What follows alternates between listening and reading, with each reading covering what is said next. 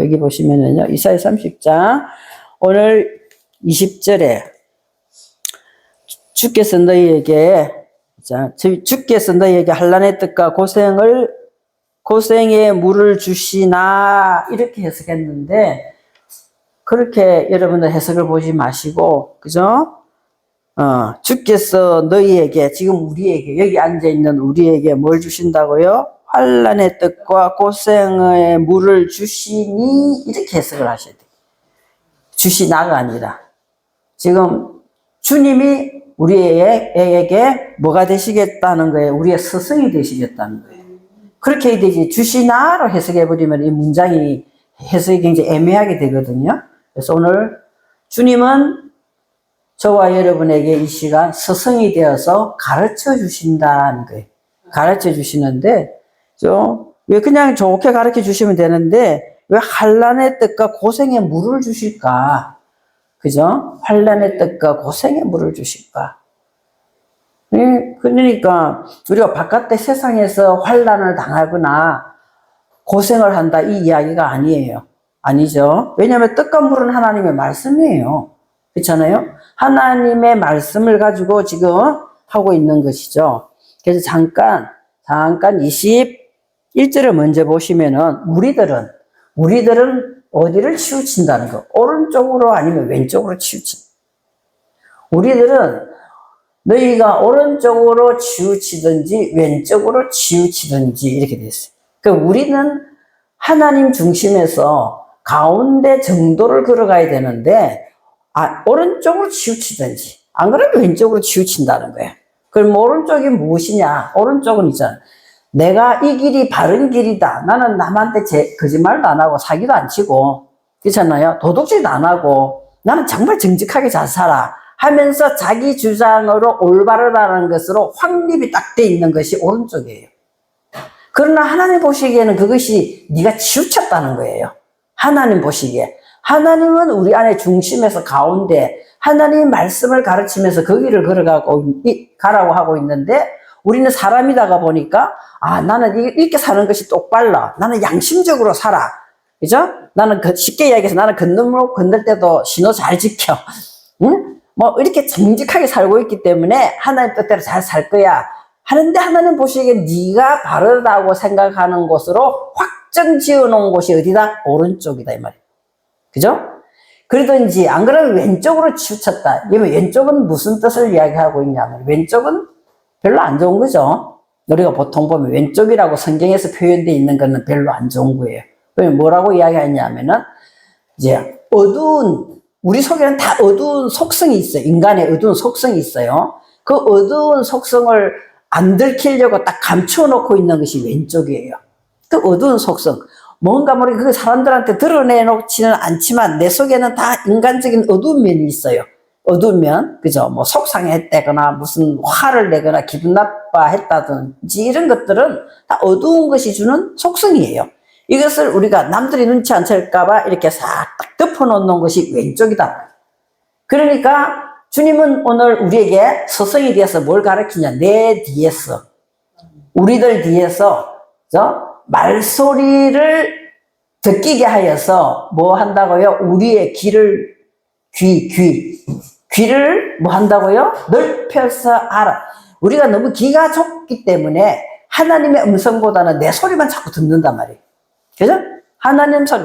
사람들이 우리가 대화를 할 때 지금 너무나 복잡한 세상이기 때문에 대화를 할 때 가만히 보면 있잖아요. 자기가 듣고 싶은 것만 딱 들어.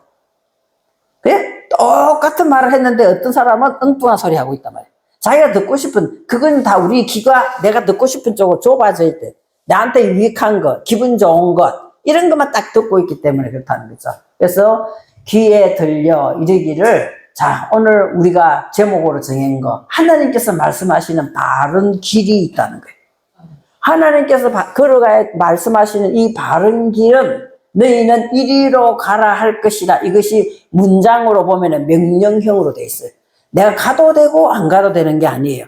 반드시 이 길은 우리가 하나님의 백성이고 우리가 예수 그리스도를 주님이라고 입으로 표현한다면은 반드시 이 길을 걸어가야 된다는 명령형으로 되어 있다는 거죠. 그래서 저와 여러분은, 자, 그러면 환란의 뜻과 고생의 물이 뭘까? 그죠? 우리가 오른쪽으로 치우든지 왼쪽으로 자꾸 치우치고, 하나님께서 이 길로 반드시 걸어가야 된다. 그 길을 가지 않기 때문에 하나님께서는 우리 속에다가 말씀의 떡을 주어서 나로 하여금 안에서 전쟁이 일어나게 한다. 내 생각 오른쪽으로 내가 확실하게 옳다는 그 부분을 깨트리려니까 내 마음이 속이 상해. 그죠? 내 마음이 속이 상해가지고 환란을 주시는 떡이다는 거죠. 그럼 전쟁이 일어나는데 어느 정도인가? 우리가 보통 고집을 안 내려놓잖아요. 내가 이거 확실하다 이런 걸 안 내려놔요. 안 내려놓기 때문에 어느 정도로 주냐? 꽉 조이는 억새처럼 다 조여가지고 꺾어버린다는 거예요. 그죠? 그것이 환란. 말씀의 떡을 줘서 내 안에 막 전쟁을 일으키면서 이게 막 꽉 조여서 어떤 때는 정말 화닥질나. 와, 저 사람이 어떻게 저렇게 할까? 화닥질나. 그런데 하나님은 그거를 꽉 조여서 완전히 꺽쇠로 딱 조여가지고, 자, 볼게요.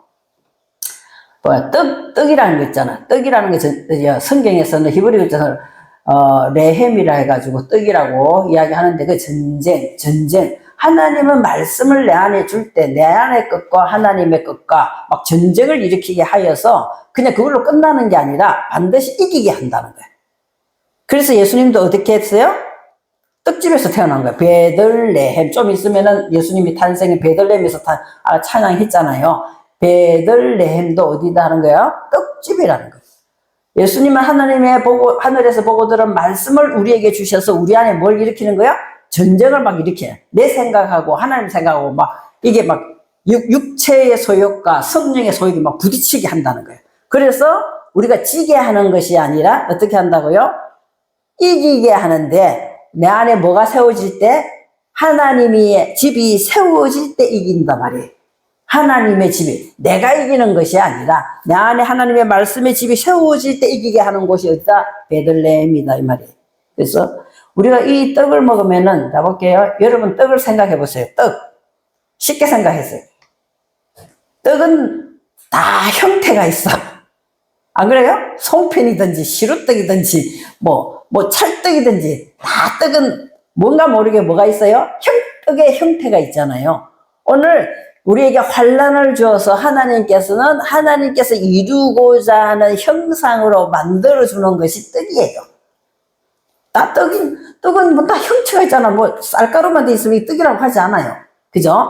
그래서 하나님은 이 떡을 줘서 막 전쟁을 일으키는데 하나님께서 원하는 형상과 모양으로 틀을 만든단 말이에요. 왜? 꺽쇠에 딱 집어넣어가 틀을 만드는 거예요. 이것이 오늘 환란의 떡이라는 거야. 그럼 우리가 떡만 먹으면 목매입니까? 목이 안 메입니까? 목매이잖아요. 그죠? 떡만 계속 먹고 있으면 뭐가 먹고 싶습니까? 물이 먹고 싶잖아. 그래서 다음에 따라 나오는 것이 뭐예요? 고생의 물이 따라 나오는 거예요.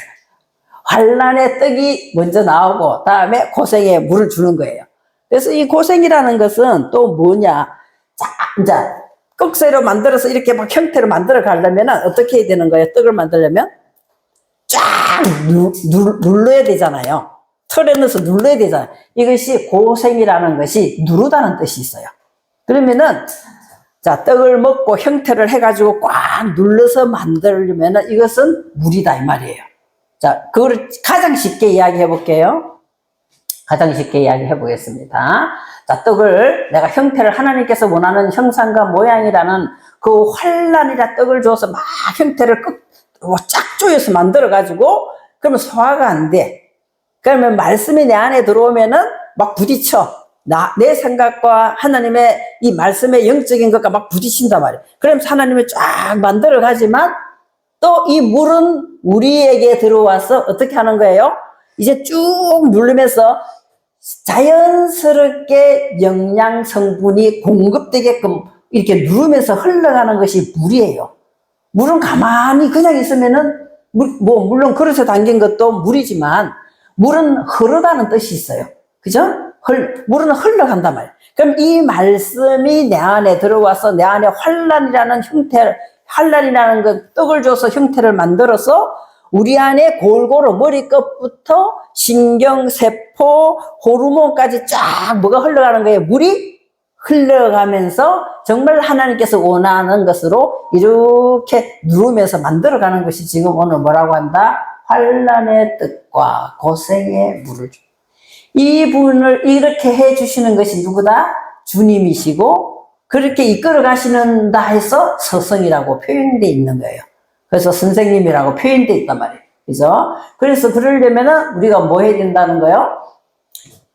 우리가 뭐 해야 돼? 그죠? 네 눈이 스승을 볼 것이며 그러면은 말씀을 통하여서 하나님께서 내게 뭐라고 말씀하고 있나는 말씀을 통해서 볼 수 있는 눈이 먼저 열려야 돼요. 말씀을 볼 수 있는 눈이 열려야 돼요. 왜냐하면 성경은 다 성령의 감동으로 기록된 영적인 거기 때문에 표면적인 문자적인 거 가지고는 해석이 안 됩니다. 그래서 우리에게가 기도할 것은 하늘의 지혜를 주셔서 영적인 눈이 떠여져서 주님이 내 안에서 지금 무엇을 요구하고 있는가 하는 것을 보아야 돼. 이제 보려면은 내가 이게 실제로 보려면 어떻게 해야 되냐. 일단은 소리가 듣겨야 이게 보이는 거예요. 소리가 듣겨야 되잖아요. 그래서 오늘 다음 절에 뭐가 나옵니까? 다음 절에 21절에 뭐가 나옵니까? 오른쪽으로 치지니 왼쪽으로 치지니가 네 뒤에서 말소리가 네 귀에 들린다. 이 말소리가 들려져야 이 눈이 떠여져서 볼 수 있다는 것을 설명을 하고 있는 거예요. 그래서 우리는 그것을 통하여 바른 길, 하나님께서 정해놓으신 그 여정, 내가 걸어가야 될 그 길을 하나님께서는 가라고 명령을 하시고 계신다는 거죠. 그래서 사도행전 7장 51절 말씀을 우리 같이 한번 읽어볼까요? 목이 곧고 마음과 귀에 할례를 받지 못한 사람들, 너희도 너희 조상과 같이 항상 성령을 거스리는도다. 그럼 이걸 반대로 생각해 보세요. 반대로. 저와 여러분 목이 곧고 마음도 할례를 받지 못한 이 상태, 이것을 아까 지금 뭐라고 이야기해서 오른쪽으로 치우치든지 왼쪽으로 치우쳐. 오른쪽에 내가 확고하다. 이건 내가 바르다.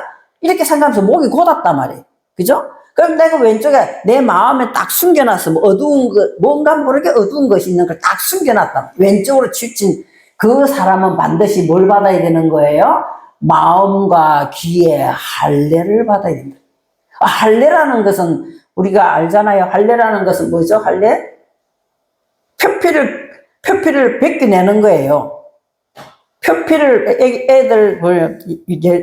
유대인들은 8일 만에 할례를 받는다 하잖아요. 그죠? 하는데 저와 여러분이 영적인 이스라엘이 되어서 반드시 할례를 받지 아니하면은 우리들은 내 안에 옛날부터 내려온 그 기존에 내가 갖고 있던 이 조상들이 준 것 같은 이 꽉 내게 가지고 있는 나의 인격과 성격이 있다는 거예요.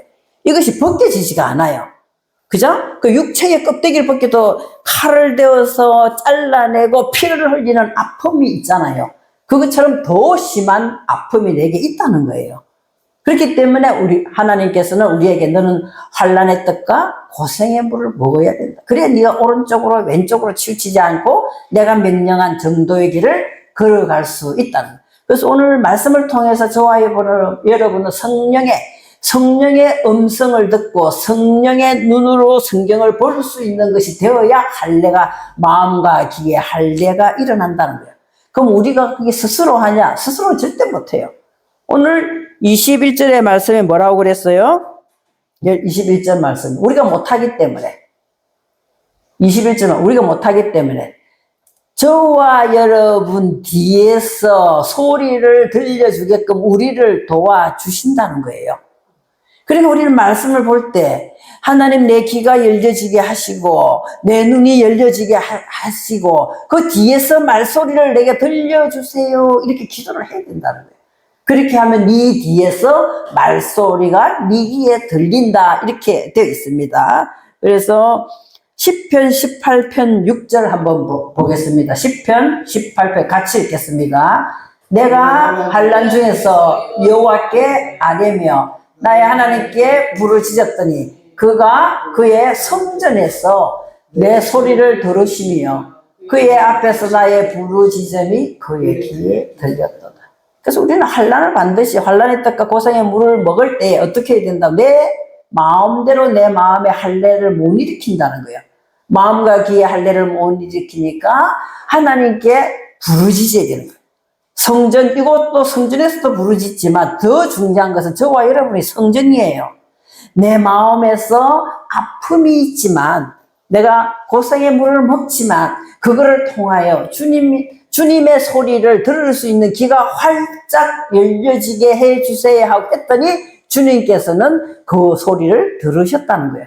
그래서 우리 귀를 어떻게 해주신다? 넓혀주신다. 이것이 귀라는 단어 속에 귀를 넓히다는 뜻이 들어있어요. 그래서 우리 귀가 넓혀지는 거예요. 그죠? 그 말씀을 하고 있는 거죠. 그러면은, 자, 22절 말씀은 제가 띄우지 않았습니다. 성경을 잠깐 보시겠습니다. 이사야서 30장 22절. 네? 또 너희가 너희 조각한 우상에 입힌 은과 부어 만든 우상에 올린 금을 더럽게 하여 불결한 물건을 던진같이 던지며 이르기를 나가라 하리라. 이렇게 돼 있어요. 그러면은 오늘 하나님께서 이사야 선지자를 통하여 30장 22절에 너희를 더럽게 한 것이 무엇이냐? 너희를 더럽게, 그죠? 너희를 더럽게 한 불결한, 여기 더럽게 하여 불결한 물건이 뭔가요? 그것은 뭐냐? 너희가 더럽게 하여 불결한 것은 무엇인가? 너희가 스스로 부패했다 이 말이에요. 다른 누가 해준 것이 아니라 네 마음 안에서 스스로 부패하여서 하나님과 반대되는 부정한 마음을 너희들이 스스로 갖고 있다. 이렇게 표현을 하고 있는 거예요. 그것이 무엇인가? 내용을 봤더니 뭐라고 되어 있습니까? 너희가 조각한 우상에 입힌 은이고 부어 만든 우상에 흘린 금이라는 거예요. 그러면 은과 금이 뭘까? 은이라는 것은 내가 이 세상의 물질을 엄청 소망하면서 기대한다는 거예요. 그죠? 완전 우상을 섬기듯이 그렇게 덮여서 내 마음이 덮여져 가지고 섬긴다는 거예요. 자, 우리 돈 싫어하는 사람은 없죠? 다 돈 좋아하잖아요. 다 돈이 있어 이 땅에 살 수 있으니까 돈 좋아하잖아요. 그러나 하나님께서는 나보다 돈을 더 사랑하지 말라는 거예요. 응? 그죠? 나보다 어떻게 보면 우리가 돈이 필요하지 이 땅에 살아야 되는데 하나님보다 돈을 더 사랑하는 것을 오늘 여기서 표현하기를 우상에 입힌 은에 부어 만든 우상이다. 우상. 그래서 내 안에 이 물질의 가치관을 하나님 가치관보다도 더 내가 이게 입히듯이 딱 내 마음을 둘러싸고 있는 것을 이야기하고 있죠. 그럼 금은 뭐냐? 금은 반짝반짝 빛나다는 뜻이에요. 그래서 저와 여러분이 내가 무엇으로 하나는 몹시 탐내는 그 돈이라는 물질의 세계를 내 마음을 확 덮고 있을 때고 두 번째는 뭐냐 하면은 금이라는 것은 반짝 빛나다라는 것이지만 저는 이렇게 생각했어요. 자, 우리가 문벌 좋은 사람 보면 부러워요. 그죠? 또 예쁘게 생긴 사람 보면 부러워요. 그래서 성형이 굉장히 유행하고 있잖아요. 그죠? 또는 뭐야? 또 돈을 많이 통장에 가지고 있는 사람 부러워요.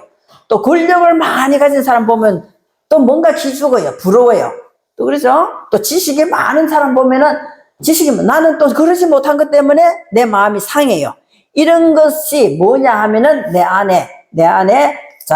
안에 없기 때문에 뭔가 모르게 다른 것으로 포장을 해. 자꾸만 다른 것으로 포장을 해. 포장을 해가지고 이것은 내가 저 사람들보다 더 뛰어나다는 것을 드러내기 위하여 바짝바짝 빛나는 거로 딱 포장을 하고 있다. 그래 실상을 안에 열어보면 열등의식이 꽉 차 있는 거예요. 이것을 오늘 뭐라고 이야기하냐? 금으로. 여기 표현하기를 자 우상에 올린 금으로 더럽게 하여 불결한 물건이다 이 말이에요. 하나님은 이걸 가지고 말씀을 하고 있는 거예요. 자, 돈 다 좋아하죠? 뭔가 모르게 남보다 뛰어난 거 다 좋아하죠? 그것을 포장하여 반짝반짝 빛나게 하는 것을 금이라고 이야기하고 있고, 물질을 가지고 뭔가 모르게, 하나님보다도 자꾸 물질을 쫓아가. 그죠? 그거 한번 이야기해 볼까요? 자, 볼게요. 내일 당장, 집세를 내야 된다든지, 세금을 내야 된다든지, 전기요금을 내야 된다든지, 몇 달을 못 냈기 때문에 전기가 끊어진다. 여러분 그런 상태를 안 가져보셨는지 모르겠죠. 나는 그런 상태까지도 가봤었어요. 그죠? 자, 그렇게 되고 또 만약에 몇 달 동안 집세를 못 내가지고 쫓겨나는 일이 생긴다 해보세요. 그러면은 어떻게 하겠어요? 여러분과 저는 어떻게, 그래도, 하나님이 다 하실 거야. 하나님 다 해주실 거야. 하나님 다 인도해 주시죠. 하나님의 뜻이 쫓겨나는 것이라면은 나가야지. 하나님의 뜻이 전기가 끊어지는 것이라면 끊어져야지. 여러분, 이런 믿음을 가지고 있을까요? 안 그러잖아요. 저 같은 경우에는 막 고민하는 거예요. 막 고민하면서 근심 걱정이 꽉 나를 덮어요. 그러면 이미 저와 여러분의 가치관은 어디에 쏠린 거예요? 물질 세계에 쏠려버린 거예요. 하나님은 다 보시고 다 아시고 계세요. 내가 그쪽에다 포커스를 맞추는 거, 하나님 쪽에 맞추는 것이 아니라 나의 당장 이 물질 세계에 급해서 일어나는 환경 때문에 내가 고민한다면 오늘 저와 여러분은 오늘 22절에서 말씀하듯이 우상에 입힌 은으로 부어 만든 것으로 내가 또 따라가고 있다는 것을 우리는 한 번 더 생각을 해보셔야 돼요. 정말이에요. 그렇게까지 막다른 절벽에까지 갈 때까지라도 우리의 가치관은 어디에 맞춰져 있어야 되는데 우리의 가치관은 물질 세계가 아니라 하나님의 인도하심에다가 나의 모든 마음을 다 걸어야 된다는 거예요. 그러면 하나님께서는 그 어떤 것도 다 처리해 주신다잖아요. 그죠? 그래서 그런 금을 더럽게 한 물건을 던진 같이 너희들은 던지면서 뭐라고 이야기해야 되는 거야? 나가라. 하나님이 계시잖아. 하나님이 어떤 경우에든지 나쁘게 하든 좋게 했든 그건 다 하나님의 뜻이야 하고 맡길 수 있는 믿음을 가지라는 거예요. 오늘 이 부분이 22절에서 설명하는 겁니다. 그러려면은 우리는 내용을 한번 보겠습니다. 이제 내용을 보겠습니다. 무슨 내용으로 해야 되느냐? 볼게요. 23절 보겠습니다. 30장 23절. 23절에 네가 땅에 뿌린 종자에 이 땅에 뿌린 종자가 하아담아도 바깥의 땅이 아니에요.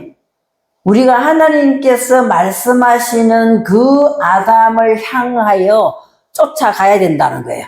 그죠? 쫓아가야만이 22절을 이길 수가 있는 거예요. 22절을 이기려면은 하나님께서 말씀하시는 그 형상과 모양인 그 아담을 향하여 나의 온 마음을 다 들여가야 된다는 거예요. 그 땅에다가 뭘 뿌립니까?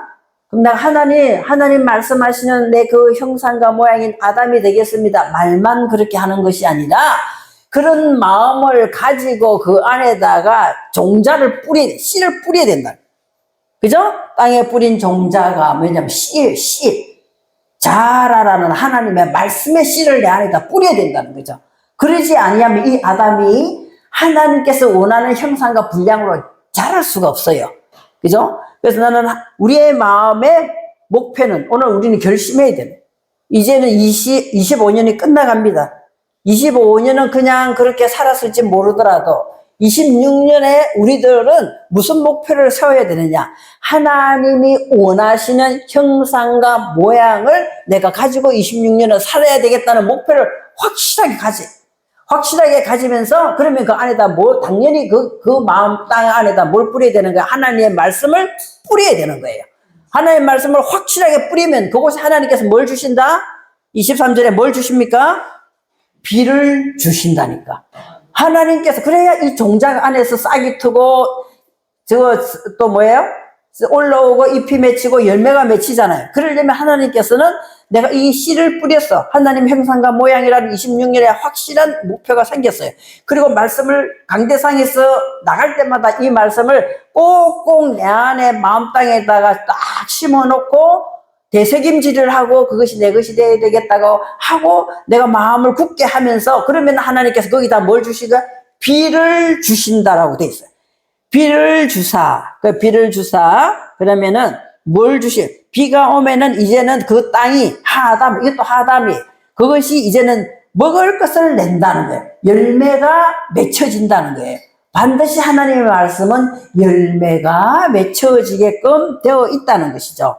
그러면 열매를 맺혀줘서 열매 안으로 내가 들어가는 거예요. 빛의 열매 같으면은 또 성령의 열매 같으면은 이것이 무엇인가를 알고 그 안으로 내가 들어가, 열매가 무엇인가 내용을 알고 저와 여러분은 그 땅이 먹을 것을 내며 하는 그 음식 안으로 들어가야 된다. 들어가게 되면은, 자, 내가 그 음식 안으로 들어가게 되면은 반드시 무슨 형상이 나타내느냐? 곡식은 어떻게 된다고요? 풍성하게 되며 기름지게 한다는 거예요. 풍성하게 되며 반드시 기름지게 한다는 거예요. 말씀이 그냥 가만히 있는 게 아니에요. 하나님께서 내가 말씀을 가지고 그 말씀을 묵상하며 비를 내려주시면서 우리가 먹을 수 있게끔 열매를 맺히는 그 안으로 들어가서 내가 그런 인격을 갖추게 되는데 어느 정도 되느냐? 기름도 지고 풍성하게 한다는 거예요. 그래서 26년이 끝날 또 12월이 돌아온다면 그때는 저와 여러분은 25년보다도 더 어떻게 되겠어요? 기름지고 풍성한 열매를 가진 하나님이 원하는 형상과 모양의 사람이 될 것이라고 오늘 약속하고 있는 거예요. 그러면은 또 어떻게 될까? 자, 그러면 살찌고 풍성해 기름을 부어서 만족을 시키고 풍부하게 되면은 그날에 네 가축이 이렇게 돼 있어요.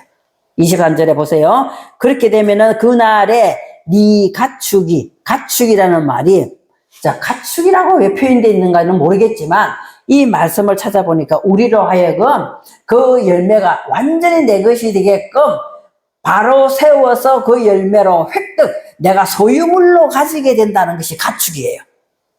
저와 여러분이 내가 그걸 풍성히 먹고 하나님 원하는 사람으로 딱 바로 세워져 가지고 그거를 풍성하게 누릴 수 있는 확정된 사람으로 하나님은 우리를 그 열매를 획득한 사람으로, 자, 거기 열매를 보면 있잖아요. 제때에 딱 계절에 맞게끔 안 되면은 다 떨어지든지 꽉꽉 차서 안 맺혀지든지 이럴 수도 있다는 거야. 그러나 우리가 완전히 풍부한 기름진 것으로 획득하게끔 하나님께서 우리를 딱 세워주신다는 거죠. 그러면은 우리가 내년에는 얼마나 더 하나님 보시기에 정말 행복하고 기쁜 삶으로 살 수 있을까? 자, 그거를 한번 볼까요? 에레미야서 5장 24절 한번 보겠습니다. 에레미야서 5장 24절.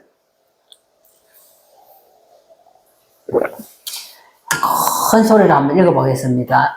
또 너희 마음으로 우리에게 이른 비와 늦은 비를 때를 따라 주시며 우리를 위하여 추수기한을 정하시는 우리 하나님 여호와를 경외하지 말하지도 아니하니. 그러면 우리는 우리 하나님 여호와를 경외하자 말할 것이라는 거예요. 그죠? 왜? 하나님은 어떻게 한다고요? 이른 비와 늦은 비를, 내가 하나님의 형상과 모양으로 살아야지 결단을 했어. 그러니까 말씀을 자꾸 내 안에다 집어넣었어. 그래서 하나님께서 집어넣을 때마다 뭘 주신다고요? 이른 비와 늦은 비를 때에 따라 주신다는 거예요. 은혜를 그때마다 하나님은 주신다는 거예요. 그러면서 하나님께서는 우리를 그 열매를 확정적으로 내가 가질 수 있게끔 똑바로 세워나는 그것을 뭐라고 여기는 표현하고 있느냐? 추수기한을 정하시는 우리 하나님. 저와 여러분 안에 반드시 뭐가 일어난다고요? 말씀의 추수가 일어난다. 그래서 누가 무슨 말을 해도 저와 여러분은 하나님의 풍성하고 기름진 것으로 꽉꽉 채워져 있기 때문에 든든하실 수 있다는 거예요. 세상의 가치관으로 보면은 별 볼 일 없는 사람일지 모르지라도 하나님께서 저와 여러분을 인정하면 끝나는 거잖아요. 안 그래요? 정말 26년대에는 하나님이 인정하는 집사님, 자, 우리 집사님 될 거죠?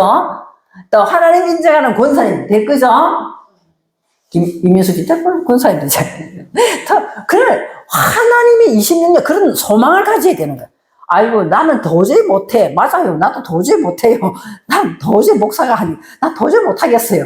그러나 우리가 오늘 이 말씀을 적용하면은 하나님께서는 내가 하나님의 형상과 모양이라는 걸 내가 반드시 가져야지.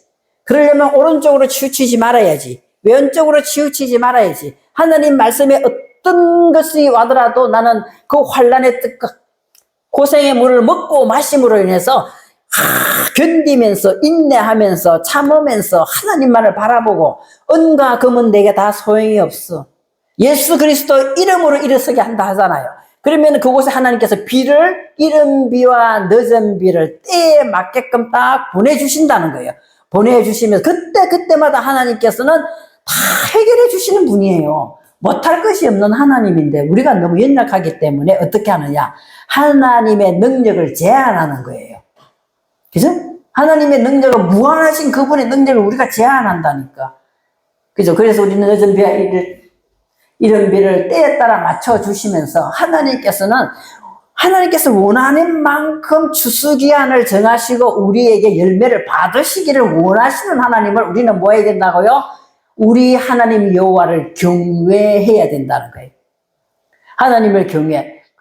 그러면 그것을 느껴본 사람이나 경외하지. 하나님은 전지전능하시고 높으신 분입니다. 하나님 경외합니다. 이거는 말뿐인 거예요. 그렇잖아요. 먹어본 사람이 알아.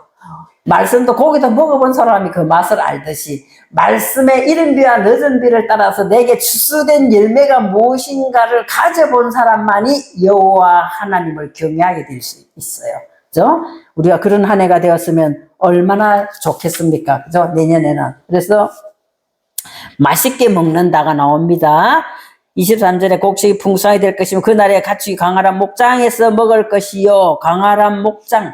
그래서 이 광활한 목장이라는 것이 무엇일까?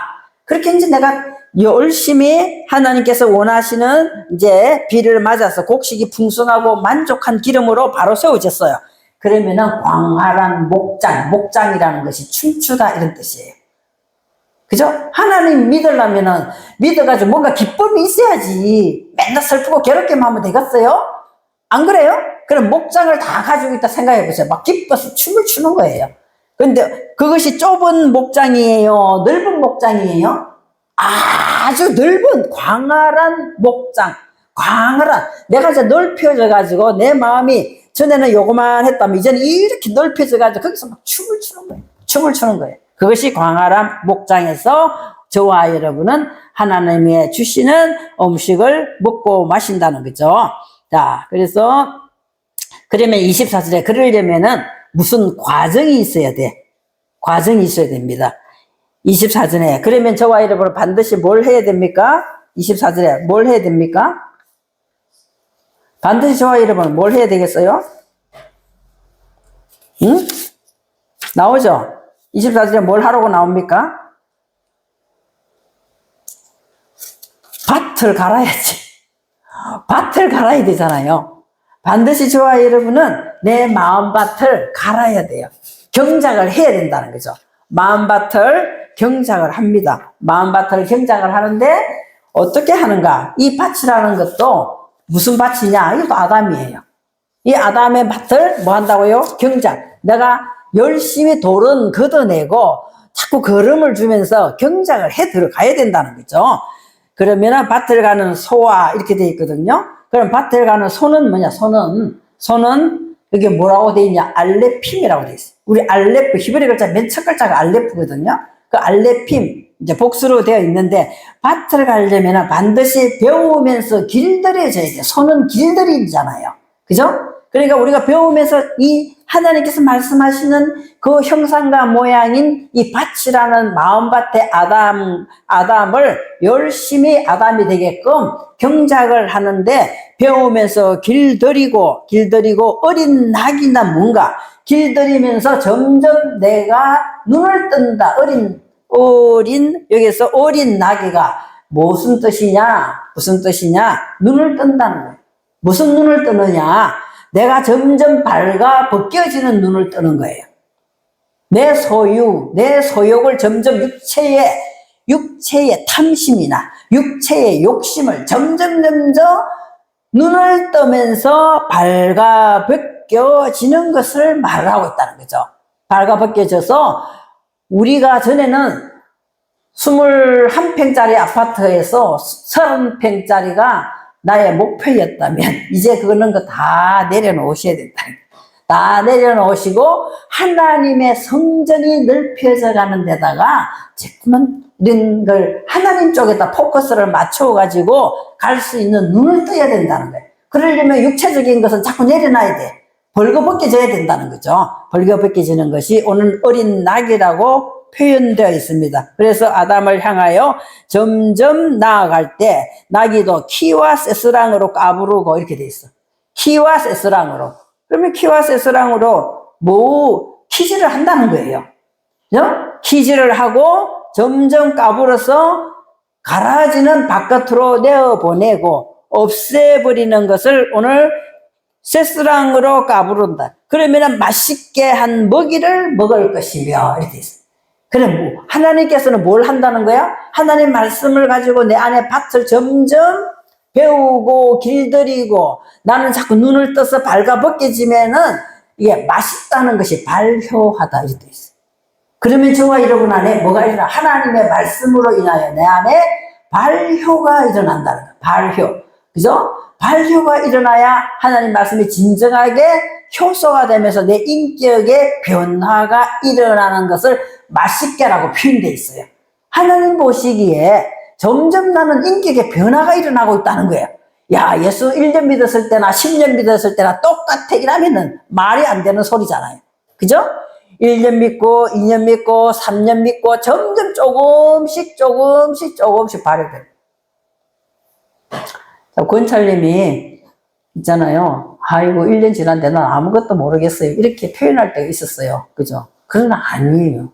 하나님은 이 예배에 참석할 때마다 우리는 몰라요. 이 보이는 변화가 잘 몰라요. 그죠? 모르지만 하나님은 내 안에서 말씀을 가지고 자꾸 듣고 보고 기도했기 때문에 찬양했기 때문에 내 안에 뭘 일으켰다? 발효를 일으켰다는 거예요. 믿으시기 바라겠습니다. 그래서 왜 이 힘든 시간에 와서 딱딱한 의자에 앉아서 이 설교를 듣고 있겠어요? 안 그래요? 자꾸 발효되는 만큼 하나님이 기뻐하시는 쪽으로 나는 가고 있다는 거예요. 기뻐하는 쪽으로 가고 있기 때문에 저와 여러분은 먹을 것이며 하나님의 통치를 받는다는 거예요. 하나님과 즐겁게 관계를 맺어간다는 거예요. 그래서 하나님 바라보시기에 보기에도 아까운 사람으로 저와 여러분은 점점점 세워져 가는 것을 여기서는 표현하기를 맛있게 한 먹이를 먹을 것이며 이렇게 돼 있어요. 자, 그런 것을 표현을 하고 있는 것입니다. 그러면은 어떻게 되느냐? 자, 그래서 25절에 어떻게 됩니까? 내 안에 있는 오른쪽으로 치우쳤든지 왼쪽에 치우쳤든지 환난의 뜻과 고생을 물을 스승님께서 하나님께서는 성령의 스승이 돼서 나를 계속 이끌어가면서 밭을 갈게 했잖아요. 그러면은 내 안에 있는 큰 육의 속성들이 뭘 당하게 돼 있어요? 25절에 살육을 당한다니까. 하나님 말씀에 이 엄청난 발효가 일어나면서 내 안에서 살육을 당하게 되면서 자, 내가 높다, 내가 잘났다 하는 망대는 계속 무너지기 시작하는 거예요. 그죠? 망대가 무너질 때 자, 나의 오만과 교만을 고산이라고 표현하고 있어요. 나의 오만과 교만은 점점점 무너지고 살육을 당하고 그때마다 저와 여러분은 나의 자존감, 줄령이란 낮은 산단 자존감은 하나님께서 계속 세워 올리는 거예요. 나의 자존감을 세워 올리면서 그 위에 하나님은 겨울과 시냇물이 흐르게 할 것이며 그래서 에덴 동산의 네 강처럼 물이 나누어서 쫙 발끝에까지 머리서부터 다 눈을 타고 코를 타고 입을 타고 귀를 타고 점점 위를 타고 내려와서 발끝에까지 쫙 퍼지게 하는 것이 에덴의 네 강의 물의 역할이라는 거예요. 그래서 나누어지다 겨울물 나누어지면서 흘러간다는 거예요. 쫙쫙쫙 흘러가는 거죠. 쫙쫙 흘러가면서 자 26절 결론 말씀을 드리겠습니다. 그러면 저와 여러분이 결과적으로 어떻게 되나요? 26절 여호와께서 자기 백성의 상처를 싸매시며 내가 환난의 물과 고생의 떡을 환난의 떡과 고생의 물을 먹었기 때문에 나는 힘들었어. 우리들은 내 것을 내려놓고 양보하고 희생하고 사랑하기 굉장히 힘들었어. 그러면서 내 자신 스스로 내가 참아야 되나 이런 것들이 모여서 상처가 됐다면 오늘 26절에 와서 결론적으로 하나님께서는 자기 백성의 상처를 싸매신다는, 그죠? 환난의 떡과 고생의 물을 먹고 마신 그 부분을 하나님께서는 다 회복시켜 주신다는 거예요. 상처를 싸매시고 맞은 자리를 고치실 때 달빛은 햇빛 같겠고, 자, 그러면은 달빛이 무엇이에요? 라반이에요. 라반. 달빛이. 자, 달의 색깔이 어때요? 희잖아요. 그죠? 그러면서 점점 우리를 어떻게 한다고요? 하얗게 깨끗하게 만드신다는 거예요. 그죠? 깨끗하게. 달빛은 햇빛 같겠고, 그 햇빛이라는 거, 햇빛은 무엇을 이야기하냐? 자, 햇빛은, 뒤에 나오는 햇빛은 우리를 뭐하게 한다는 거야? 우리를 하여금 열정을 갖게 만든다. 하나님을 향하여 뜨거워지는 마음을 갖게 한다는 거예요. 그죠? 그 결론은 결국 우리를 하여금 깨끗한 심령이 되게 하고 하나님을 향하여 뜨거운 마음을 갖게 한다는 거야. 열정을 갖게 한다는 거야. 그것이 어느 정도냐? 우리를 어디에 들어가게 하는 것 같다? 일곱째 날에 들어간 것과 같다. 이 말을 하는 거예요. 그래서 우리 안에 안식이 일어나는 거예요. 하나님과 영원한 완전해지는 관계가 맺어지는 것이 일곱째 날입니다. 그래서 말씀하기를 고치는 날에 달빛은 하얗게 되어서 햇빛과 같겠고 이 햇빛은 7배가 되어서 7날의 빛과 같으리라. 하나님은 저와 여러분에게 하나님 주시는 안식을 주시기를 원하고 계십니다. 그리고 맹세 안에 들어가서 하나님은 분명히 나와 약속하셨으니까 그 맹세를 이룰 것이다는 확정적인 마음을 우리에게 빛으로 비춰주신다는 거죠. 저와 여러분이 이것을 다 소유하시길 바라겠습니다. 자, 마지막으로 신명기만 한번 같이 읽고 말씀을 마치겠습니다. 신명기 32장 4절입니다. 시작. 그는 반석이시니 그가 하신 일이 완전하고 그의 모든 길이 정의롭고 진실하고 거짓이 없어진 하나님이시니 공의로우시고 바르시도다. 이것을 꼭 믿으시고 이 길은 하나님께서 명령해 놓은 길이에요. 가도 되고 안 가도 되는 길이 아닙니다. 오늘 제목이 뭐라고 되어 있습니까? 이것이 정론이 행하라. 너희들은 이 길을 걸어가라. 그러려면 반드시 뭐가 따라온다? 환난의 뜻과 고생의 물을 먹고 마시는 그 주님이 나에게 스승이 되셔서 내 뒤에서 길을 넓혀주셔서 하나님의 말씀을 보고 듣고 깨달아서 내 마음 땅 안에서 형상과 모양이라는 그 목표를 가지고 하나님은 나를 이끌어 가시는데 그분은 나의 반석이기 때문에 하시는 일은 완전한 그 길을 나를 데리고 가시는 것이 나를 괴롭히려고 데리고 가는 건 절대로 아니라는 거죠. 그리고 그 하시는 그 길을 가는 그 길은 모든 것이 정의롭고 진실한 길이라는 거죠. 거짓이 없으시다는 거죠. 그 길을 반드시 걸어가서 하나님께 칭찬받는 저와 여러분이 되시기를 바라겠습니다.